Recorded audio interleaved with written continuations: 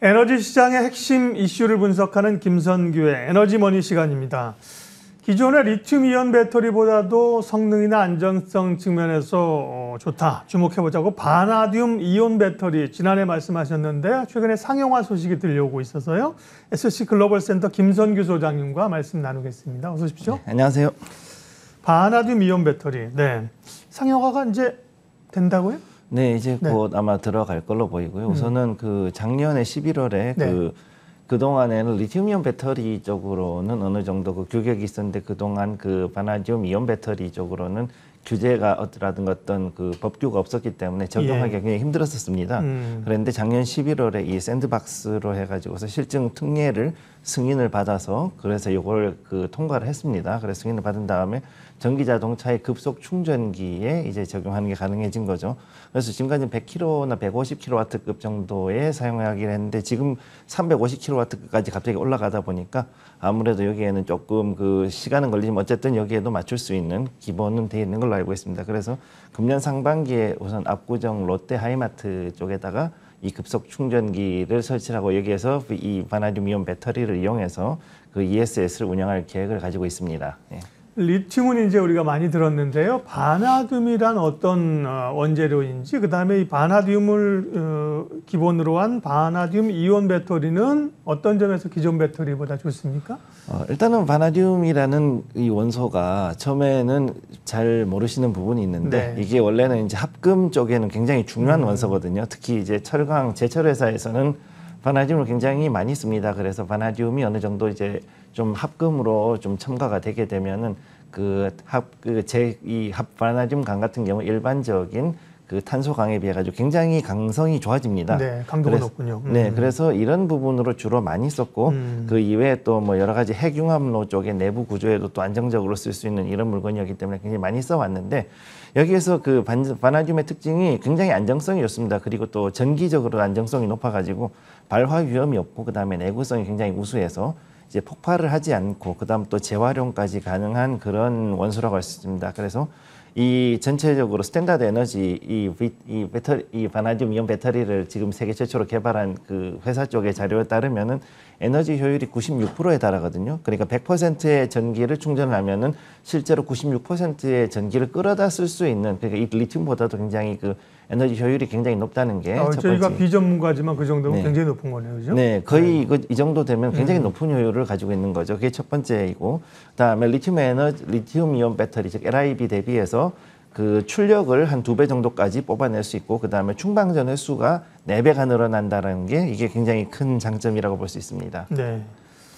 에너지 효율은 전체적으로 좋다. 다만 이제 2차전지 배터리라는 게 이제 안정성도 중요하고요.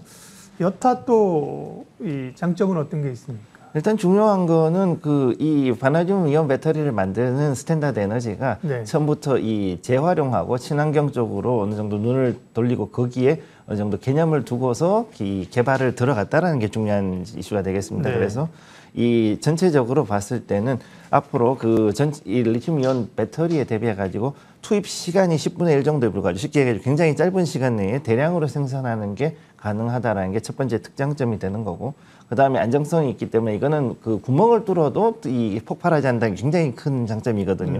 왜냐하면은 리튬이온 에너지 같은 이 배터리 같은 경우는 한번 그 구멍을 뚫거나 했을 경우, 즉 분리막이 어느 정도 손상을 입었을 경우에 어떤 문제가 손상을 입게 되면은 그쪽으로 해가지고 현재 그 덴드라이트라 그래서 수지상 덴드라이트, 쉽게 얘기해서 나뭇가지 모양으로 해서 리튬이나 이 리튬 같은 것들 아니면 다른 이 음극재 쪽이 어떤 약간 결정이 생기는 거가 있거든요. 근데 이 결정이 만약에 분리막을 뚫고 나가가지고서는 다른 양극재, 음극재가 직접 맞닥뜨리면 합선이 일어납니다. 그러면 그 경우에 거기서 불이나 스파크가 일어나가지고 화재 위험이 높아지는데 이 바나듐 이온 배터리는 그런 게 없는 거죠.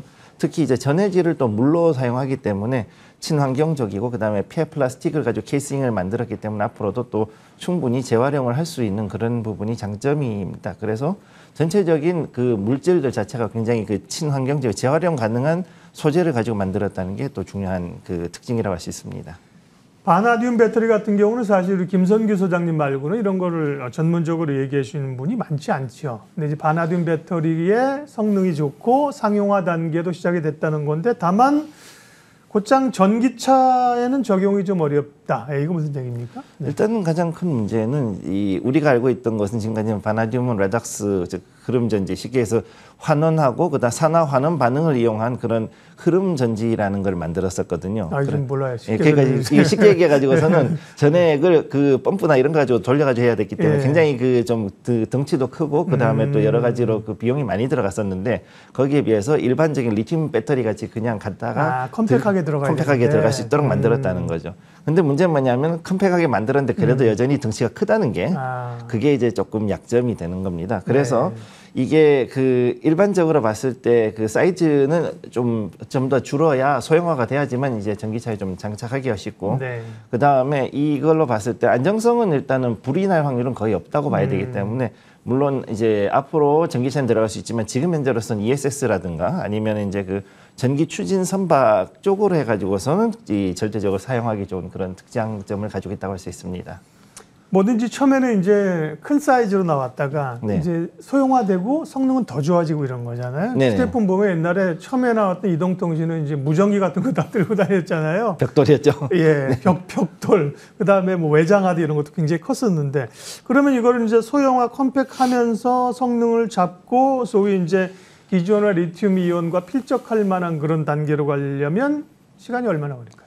일단 그 지금 현재 상태에서는 약간 좀 시간은 많이 걸릴 것으로 보이는데 왜냐하면 바나듐 자체가 굉장히 안정적인 이런 그 원소이다 보니까 리튬은 좀 거기에 비해서 반응성이 굉장히 좋거든요. 그러니까 쉽게 해서 전자를 금방 잃고 금방 가지고 올 수 있는 특성인데 반해서 바나듐은 그렇게 하려 그러면은 굉장히 좀 여러 가지 복잡한 화학 반응을 좀 일으켜야 되기 때문에 그것을 하려 그러면은 또 여러 가지 연구를 해서 좀 더 나은 그 음극재의 비율이라든가 아니면 전해질에서의 어떤 그 좀 더 조정이 있어야지만 바나듐 배터리의 소형화가 가능합니다. 그래서 이건 조금 시간이 걸릴 것으로 보이고 따라서 앞으로 이제 구동 모터가 달려 있는 기동형 장비, 즉 모바일형으로 움직이는 것들은 결국은 아직까지는 리튬 이온 배터리가 좀 더 쓰일 수밖에 없는 상황이고 단 VIB 즉 바나듐 이온 배터리는 ESS를 비롯해 가지고 그 다음에 그 선박이라든가 아니면은 이동형으로 해가지고서는 가지고 다니면서 또 다른 그 이런 모바일 장비들을 아니면 전기차를 충전할 수 있는 이동형 그 충전소 있지 않습니까? 그런 데는 오히려 이 바나듐 이온 배터리가 굉장히 좋은 그 대체제가 될 수 있다고 볼 수 있습니다. 그 2차 전지라는 게 우리가 뭐 사실 뭐 스마트폰이나 전자기기에 이제 뭘 충전하기 시작했고 지금 자동차로 달리는 거고 선박이나 비행기도 이제 2차 전지로 갈 수 있다는 얘기도 이제 했거든요. 꿈 같은 얘기인데 지금 말씀하신 그 바나듐은 아무래도 지금은 소형화가 아직 더디니까 그래서 조선업계에서 배터리를 주목하고 있다 이런 얘기군요. 지금 이게 특히 중요한 게 IMO 2020 그래서 이제 그 벙커스유를 지금까지는 썼지 않습니까? 근데 이제 저유황 벙커스유 아니면은 친환경형으로 해서 더 이상 탄소나 이런 그 폐기물 시기에서 그 온실가스를 배출하지 않는 그런 연료를 이용하는 그런 선박을 앞으로 이용을 해야 됩니다. 그게 벌써 2년 전에 발효가 됐기 때문에 지금부터 이거에 대해서 하려 그러면은 친환경인 LNG선이나 아니면 이런 그 전기 추진선을 만들 수밖에 없는 상황인데 여기에 봤을 때 이 바나듐 배터리가 여기에는 굉장히 그 요구 조건에 맞고 그 다음에 또 굉장히 또 효율이 좋기 때문에 앞으로 여기에 주목을 해야 될 것으로 보이거든요. 그러다 보니까 그 특히 재밌는 것이 한국조선해양 같은 경우는 이제 스탠다드 에너지하고 또 이제 VIB 기반으로 선박용 ESS 솔루션을 개발을 하고 거기에 대해서 실증을 한 다음에 로이드라든가 이런 국제 선급 협회가 있습니다. 그러면 거기에서 승인이 돼가지고 등재가 돼야지만 이제 앞으로 이걸 장착을 할 수가 있거든요. 이런 것까지 해서 이제 앞으로 진행할 것이라고 일단 그렇게 보고 있습니다. 이 바나듐 쪽에서는 말씀하신 스탠다드 에너지라는 기업이 상용화하고 굉장히 앞서 있는 기업인가 보죠. 롯데케미칼은 또 이쪽에 지분을 확보했다고 하는데 스탠다드 에너지는 미국 기업인 거죠? 아니요, 우리나라 기업입니다. 우리나라 기업입니까? 원래는 이제 카이스트하고 미국의 미국의 이제 UC 쪽에 그 대학교하고 양쪽에서 같이 이제 조인해가지고 만드는 그 스타트업 되겠습니다. 그래서 굉장히 이게 좀 중요한 회사인데.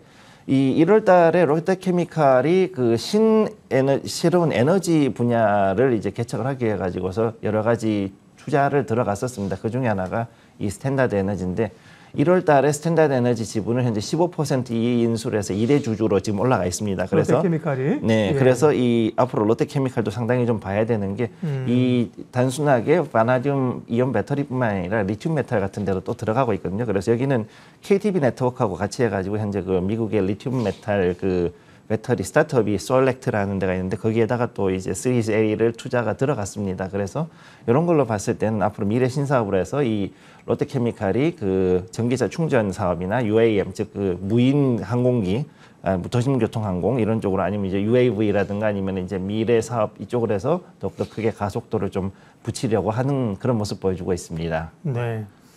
바나듐 이온 배터리가 이제 상용화 단계에 접어들었다는 거고요. 기업들의 움직임도 빨라지는데 한 가지 궁금증이 뭐 니켈도 그렇고 이제 수요가 많아지니까 가격이 오르고 이제 원재료 확보하기가 어려운 거잖아요. 네. 바나듐이라는 이 원재료는 그게 충분히 획득할 수 있는 건지 그게 궁금하고 네. 오늘 말씀하신 이제 바나듐 쪽에 투자하고 싶다면 어떻게 하면 되는지 함께 말씀해 주세요. 지금까지는 무슨 얘기 그 일종의 테마 같이 나왔던 것들이 충북 진천 쪽에 그 한 10조 규모 정도가 일단 묻혀 있다 이렇게 얘기를 했었고 그다음에 네. 지금 최근 들어서 포천 쪽에도 지금 바나듐 광을 이제 어느 정도 찾아서 그쪽을 개발할 수 있는지 여부를 검토하고 있다 이런 얘기가 지금 나오고 있기 때문에 바나듐은 국내에서도 어느 정도 상당히 그 매장량이 있는 그런 그 광물이라고 할 수 있겠습니다. 네. 그래서 지금 현재 봤을 때는 유니온 그 그룹하고 KC 그룹 쪽이 주로 이 바나듐 이온 배터리 관련해 가지고 바나듐 원광 그다음에 이쪽에 그 제품 생산을 하는 업체가 되겠습니다. 그래서 여기 보시면은 이 주로 이 5가지 업체를 제가 지금 가지고 왔는데